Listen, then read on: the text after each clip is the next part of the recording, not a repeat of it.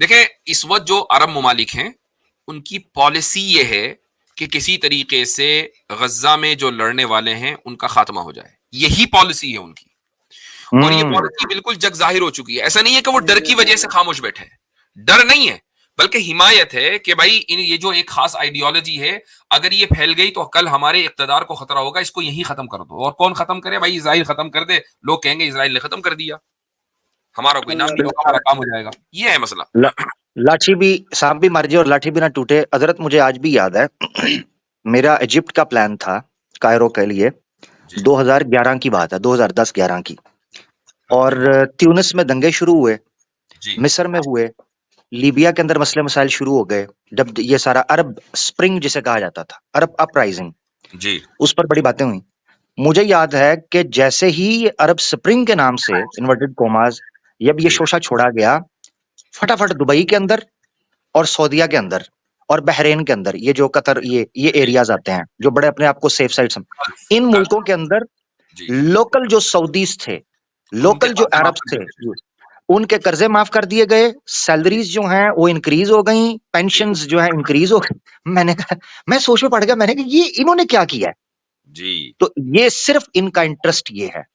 یہ فلسطین کے بھی بارے میں اگر کوئی بات کریں تو اپنے انٹرسٹ کے لیے کریں گے. اور حضرت نے کہا ہے، یہ کہتے ہیں یہ آج کے جاتے کل کے جاتے آج جائیں، آواز دبے گی تو فریڈم فائٹرز کو. ورنہ دیکھیں آج لوگ طالبان کی مثال دے دیتے ہیں، آج لوگ جو ہیں وہ ازبکستان کی مثال دے دیتے ہیں. وہ کہتے ہیں دیکھو یہ لوگ بھی تو لڑ رہے تھے، اگر ان لوگوں یہ فتح پا سکتے ہیں تو ہم لوگ مثالیں دیتے ہیں کرنٹ ایشوز کی کہ دیکھو وہاں بھی فتح ملی ہے، وہاں بھی ملی ہے، لہذا تم بھی شروع کرو. اس کو عبرت کا نشان بنانا ضروری ہے.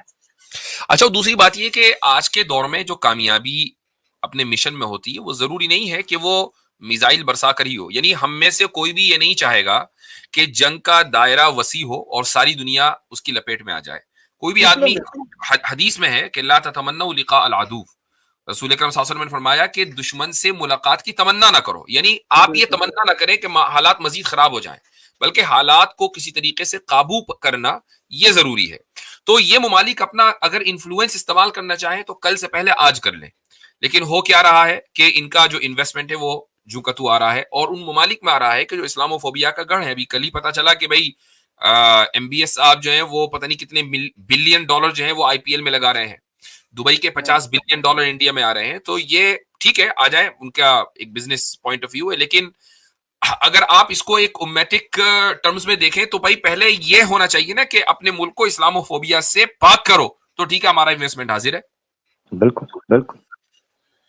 یعنی بارگیننگ ٹیبل کے اوپر کوئی بارگیننگ آپ کے پاس لسٹ ہو کہ بھائی ہم اپنے لوگوں کے لیے. اور میں حضرت یہ چیز کہنا چاہتا ہوں، ہماری آواز تو نہیں پہنچے گی، مگر یہ ہے کہ چلو یہ جملے جو ہیں کہہ دیے جائیں کہ اللہ کی بارگاہ میں گواہ بنتے ہیں آپ کے الفاظ بھی. میں ان حکمرانوں سے یہ کہتا ہوں کہ یار ریاکاری کے لیے ہی، پبلک میں اپنی امیج کے لیے ہی کم از کم مسلمانوں کے حق کے لیے بول ہی پڑو، اپنی امیج کے لیے کہ ہم جناب مسلم دنیا کے لیڈر ہیں. ہم نے بڑوں کو اسلامک ٹچ دیتے دیکھا ہے، آپ بھی تھوڑا سا ٹچ تو دے دیا کرو. کوئی ٹچ ہی نہیں دیتا، یہ بڑا مسئلہ ہے. اچھا، اب وہ ٹچ کی بات کیا ہے؟ میں یہ ترکی کا جو کنٹریبیوشن ہے وہ چند ڈرامے ہے، اس کے علاوہ کیا کنٹریبیوشن ہے کہ اسے چند ڈرامے جو ہے وہ مسلم امت کو لالی پاپ کے طور پر پیش کر دیے. اچھا مفتی صاحب، میں اس میں ایڈ ایک کر دوں بات. وہ کہ رجب طیب اردوغان صاحب نے جب آپ نے وہ بولا نا کہ انہیں ایمبیسڈر بلا دیا، تو ان کو جلدی سے یہ بولنا پڑا کیونکہ یورپین یونین اور نیٹو کی طرف سے بڑا بلیک لیش آ گیا کہ رکو ہم یہ نا ہم ان کے ساتھ تعلقات ختم نہیں کر رہے ہیں، ہم بس اپنا بس سفیر واپس بلا رہے ہیں. تعلقات ہمارے رہیں گے. سفارتی تعلقات ختم ہونے کا مطلب یہ ہے کہ وہ جو 60% آئل آذربائیجان سے وایا ترکی جا رہا ہے وہ فوراً رک جائے گا، چونکہ تعلقات ختم ہو گئے. وہ تعلقات باقی ہیں، صرف ایک سمبولک طور پر ایمبیسڈر کو واپس بلایا ہے. Point number 1. Point number 2، Azerbaijan کے اوپر مکمل انفلوئنس ترکی کا ہے کہ جو آذربائیجان اور آرمینیا کی جو جنگ ہوئی تھی اس میں ترکی نے جو آذربائیجان کو سپورٹ کیا تھا، اسی وجہ سے اس کی فتح ہوئی ہے. تو اگر ترکی اس کے اوپر انفلوئنس ڈال کر اس آئل کو بند کرانا چاہے تو بہت آسانی کے ساتھ کرا سکتا ہے. تو یہ ساری چیزیں ہیں، اور ترکی کے لیے، اردوغان کے لیے بہت اچھا موقع تھا کہ وہ جو اپنی عوام کو خلافت عثمانیہ کا چورن بیچ رہے تھے، تو وہ آج یہ کہتے ہیں کہ بھئی یہ موقع آ گیا، اب ہم اپنی لیڈرشپ ثابت کریں گے کہ کیسے جو ہے دنیا کے گیم کو چینج کیا جاتا ہے. لیکن نہیں، وہ ایک سوشل ایکٹیوسٹ کے طور پر تقریریں کر رہے ہیں اور ٹویٹس کر رہے ہیں، اس کے علاوہ ان کا کوئی کنٹریبیوشن نہیں ہے. میں مفتی صاحب اس پہ ایک اور ٹیک دینا چاہوں گا.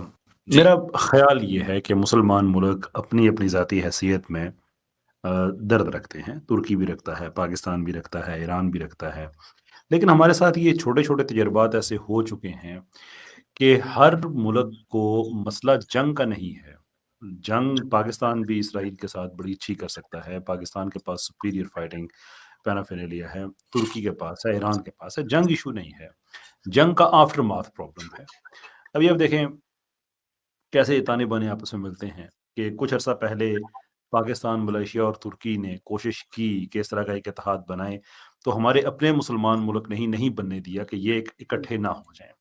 پرابلم یہ ہے کہ اس کے بعد جو کچھ ہوگا اس جنگ کے بعد، تو ترکی کے ساتھ کون کھڑا ہوگا، ایران کے ساتھ کون کھڑا ہوگا، پاکستان کے ساتھ کون کھڑا ہوگا. اگر یہ ایشورنسز مل جائیں تو دیکھیں اسرائیل جیسے ملک کے ساتھ بغیر جنگ کیے بھی سارا کچھ ہو سکتا ہے، اس لیے کہ وہ ڈپینڈنٹ ہے ایسی مسلمانوں کے، اس کی ایئر سپیس مسلمان ملکوں کی مرہون منت ہے. اس کی جو سیز ہیں، گرچہ غزہ والی پٹی کا سمندر ساتھ اس پہ اس کا قبضہ ہے، لیکن آگے پھر ٹرکش واٹرز اور یہ وہ نارتھ افریقن واٹرز وہ مسلمانوں کے پاس ہیں. وہ کہاں تک کہ وہ کچھ نہیں کر سکتا. بغیر جنگ کیے بھی اس کو کیپیچولیٹ کیا جا سکتا ہے. پرابلم یہ ہے کہ اس کے بعد کیا ہوگا.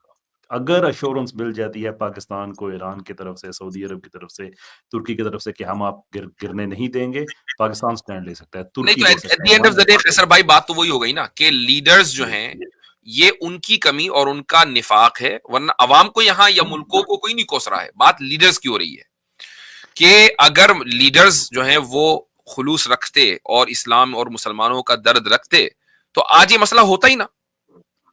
میں آپ حضرت کو میں کم کیسر بھائی سے چاہتا الفاظ ہوں، میں کیسر جی بھائی سر. میں معذرت چاہتا ہوں، میں آپ سے چاہتا ہوں کہ آپ ہی فرق کر دیں کہ ایک ملک میں اور ایک حکمرانوں میں یا ریاست ہے اور ایک طرف سیاست ہے، کہ اس میں تو ہمیں فرق کرنا پڑے گا. ورنہ کیسر بھائی آپ ہی کو سامنا کرنا پڑا ہے کہ آپ لوگ روڈ پر تھے اور آپ لوگوں کو جناب ہتھکڑیاں بھی ڈال دی گئی ہیں اور آپ لوگوں کو گاڑیوں میں بھی بٹھایا گیا ہے اور احتجاج ہو رہا تھا فلسطین کے حق میں. یہ وہی اچھا ریاست تھی. اچھا ایسا بھی ہوا. درد ذکر ہوا ہے جی جماعت میں اسلامی کے وہی عرض ساتھ کرنے دیکھیں. لگا تھا. جی میں وہی عرض اور کرنے پھر لگا تھا ابھی کہ پہلے لاہور میں ہوا کہ جو اقصیٰ کی آواز کے نام پہ جو ایونٹ تھا وہ کہیں نہیں کرنے دیا گیا، بہت کوشش کے باوجود بھی. آخرکار وہ قذافی اسٹیڈیم میں ہوا، لیکن وہ بھی کیسے ہوا وہ بھی ایک اور کہانی ہے. اینڈ میں قذافی اسٹیڈیم والے بھی ناراض تھے کہ آپ نے یہ ایونٹ کیوں کیا. بالکل ایسے ہی جب یہ جماعت اسلامی نے تو اکوموڈیٹ کیا، لیکن اس میں بہت سی جماعتوں کے اور لوگ شامل تھے، مذہبی جماعتوں کے. اب آپ اندازہ کریں کہ ان دونوں ایونٹس کی آپ حالت دیکھیں کہ حکومت کی طرف سے اجازت نہیں تھی، لیکن یہ جو لاہور والا ایونٹ تھا اس ہال میں 750 لوگوں کی تقریباً گنجائش تھی. اور میں نے اس کے فوراً بعد کہیں اور جانا تھا، ایک اور میری اسپیچ تھی، تو میں نے ان سے اجازت دی کہ مجھے پہلے کرنے دیں کہ میں نکل جاؤں. تو آپ یہ اندازہ کریں کہ میری اسپیچ سب سے پہلے تھی اور اس وقت حالت یہ تھی کہ ہال نہ صرف بھر چکا تھا بلکہ جو سیڑھیاں ہیں جن پہ چڑھ کے لوگ سیٹس تک جاتے ہیں اس پہ بھی لوگ بیٹھے ہوئے تھے، اور میرے باہر نکلتے لوگوں کا تانتا بندھا ہوا تھا جو اندر آنے کی کوشش کر رہے تھے. لوگوں کی یہ حالت ہے. اسلام آباد میں جہاں پہ انہوں نے نہیں کرنے دیا، اگین میری اسپیچ وہاں پہ سب سے پہلے تھی بیکاز آف جو انگلش آڈینس جو میڈیا آیا ہوا تھا اس کے لیے. تو میری اسپیچ اگین یعنی کہ میں بات کو اینڈ کی باتیں نہیں بتا رہا، شروع کی باتیں بتا رہا ہوں کہ جہاں تک نظر جاتی تھی وہاں تک لوگ ہی لوگ تھے. اور ابھی خیبر پختونخوا کا جو کراؤڈ ہے وہ اس میں شامل نہیں ہوا تھا، ابھی وہ موٹر وے پہ اسٹک تھے. لوگوں کا یہ رسپانس ہے. الحمدللہ الخدمت اور آرگنائزیشن جو غزہ میں کام کر رہی ہے، پاکستانیوں نے ان ڈائر حالات میں بھی 1 ارب روپیہ اکٹھا کیا غزہ کے لیے، اس آرگنائزیشن کو دیا انہوں نے.